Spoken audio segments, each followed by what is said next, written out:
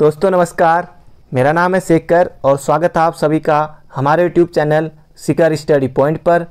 दोस्तों आज सुबह मैंने आपको प्रवक्ता भर्ती के बारे में बताया था और आपको कहा था कि जब इसका ऑफिशियली नोटिफिकेशन आएगा तब आपके साथ फिर एक बार हाजिर होऊंगा। तो दोस्तों उसकी विज्ञप्ति नोटिफिकेशन आ गया है। तो चलिए दोस्तों आज का वीडियो शुरू करते हैं। क्वालिफिकेशन क्या रहेगी, फॉर्म, लास्ट डेट, ये सब आपको इस वीडियो में बताने वाला हूँ। इसका सिलेबस दोस्तों वो भी इस वीडियो में आपको बताने वाला हूँ। तो चलिए दोस्तों आज का वीडियो शुरू करते हैं। तो विज्ञापन प्रकाशन की तिथि तो 12/10/2020 तो 12/10/2030 यानी कि विज्ञापन प्रकाशन यानी कि उस दिन से 12 अक्टूबर से आपके फॉर्म भरे जाएंगे। हालांकि आज 12 तारीख तो नहीं है, आज तो 9 अक्टूबर है। तो 12/10/2020 से आपके फॉर्म भरे जाएंगे। ऑनलाइन आवेदन पत्र भरने की अंतिम तिथि आपकी 1/11/2020 रात्रि 12 बजे तक यानी कि 11:59 तक, इतने 59 सेकंड तक पूरा यहाँ पर दिया हुआ है। तो 1 नवंबर से पहले आप इन फॉर्मों को भर लीजिए।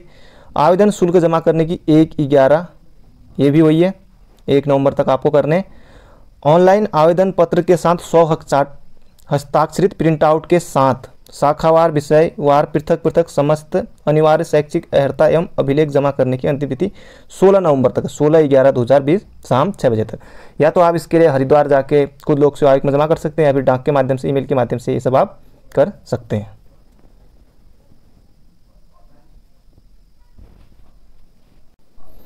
और अब यहाँ पर दिया हो कि अभ्यर्थी सुनिश्चित करें कि ऑफलाइन आवेदन पत्र भरने की अंतिम तिथि अर्थात दिनांक 1/11/2020 तक विज्ञापन में वर्णित अनिवार्य शैक्षिक अर्हता एवं अवश्य धारित करते हों। जो विज्ञापन में दिया गया है वो आपको उसके साथ ही फॉर्म भरना है।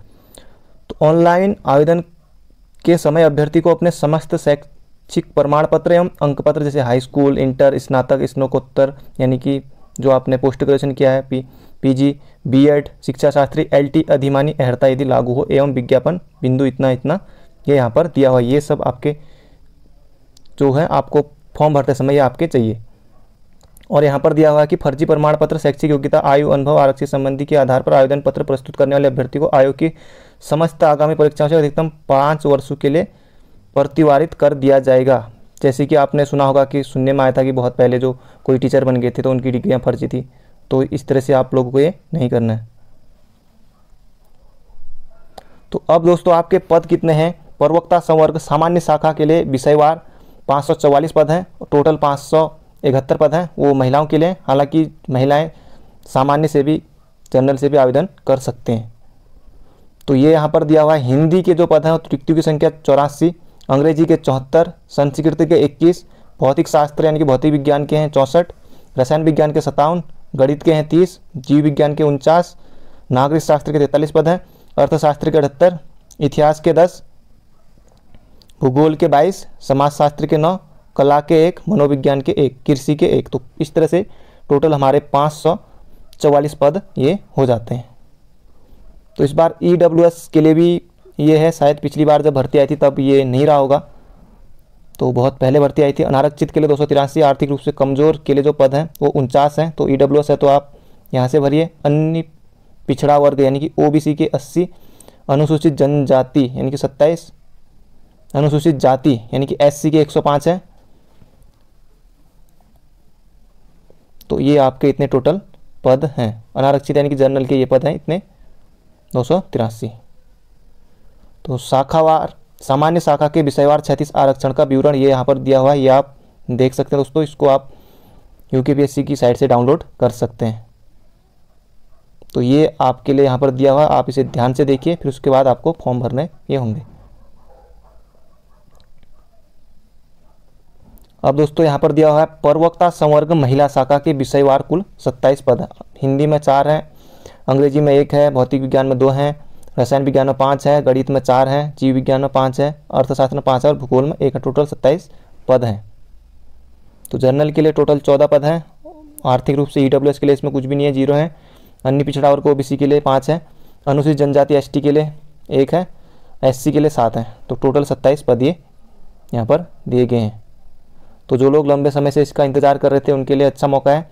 अब जो दोस्तों जिन लोगों ने अभी BED का एग्ज़ाम दिया है तो उनका अभी रिजल्ट नहीं आया है, तो अभी शायद अभी 1-2 महीने या हाल ही में आपके एग्ज़ाम खत्म हुए हैं, तो आप आयोग को पत्राचार या फिर ईमेल कुछ आप कर सकते हैं, तो शायद आपकी डेट बढ़ जाए इसमें, या फॉर्म भरने की, या रिजल्ट जल्दी आ जाता है तो तब आप इसके लिए आवेदन कर पाएंगे।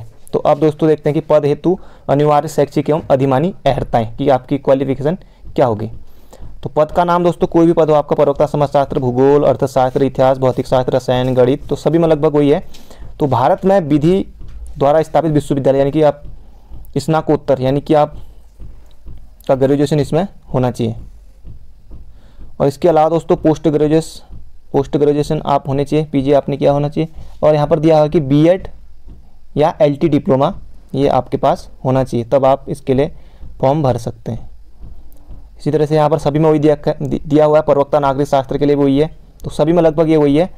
जो अधिमानी अर्हताएं हैं, अन्य बातों के समान होते हुए भी सीधी भर्ती के मामले में उस अभ्यर्थी को अधिमान दिया जाएगा। एक दोस्तों अगर आप टीएम है, एक प्रादेशिक सेना में कम से कम 2 वर्ष की सेवा की हो यानी कि आपने टीएम है, और दूसरा है कि नेशनल कैडेट कोर बी अथवा सी सर्टिफिकेट प्रमाण पत्र किया हो, तीसरा है कि एनसीसी का सी प्रमाण पत्र प्राप्त किया हो। तो एनसीसी वालों को भी फायदा है, और जिन्होंने माना कि आप टीए में अगर आप गए थे 2 साल की आपने सर्विस की थी, तो तब भी आपको यहाँ फ़ायदा मिलने वाला है।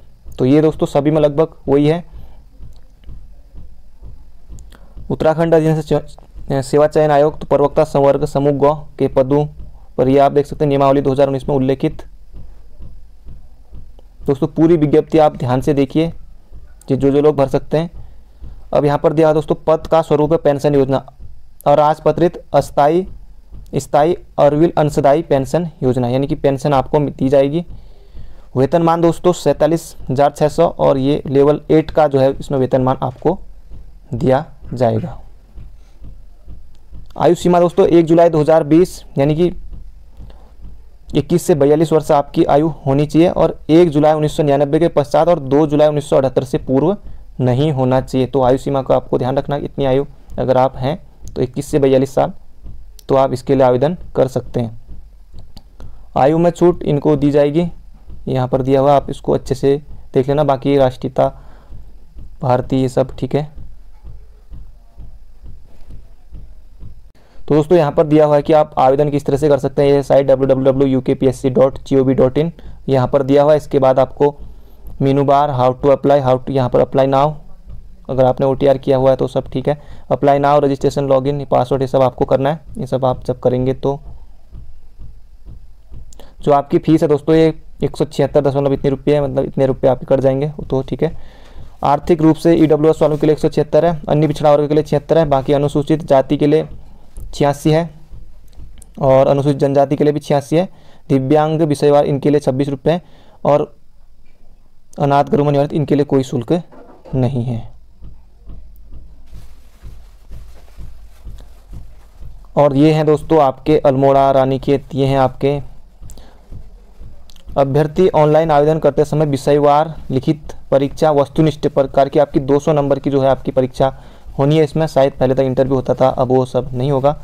यहाँ आप देख सकते हैं इतने आपके सेंटर हैं, अल्मोड़ा, रानीखेत, चंपावत, पिथौरागढ़, नैनीताल, हल्द्वानी, रुद्रपुर, काशीपुर, बागेश्वर, पौड़ी, श्रीनगर, कोटद्वार, गोपेश्वर, नई टिहरी, रुद्रप्रयाग, और उत्तरकाशी, देहरादून, ऋषिकेश, हरिद्वार और रुड़की, ये सब आपके सेंटर हैं। तो लिखित परीक्षा के लिए दोस्तों मैं आपको अगले वीडियो में बताऊंगा।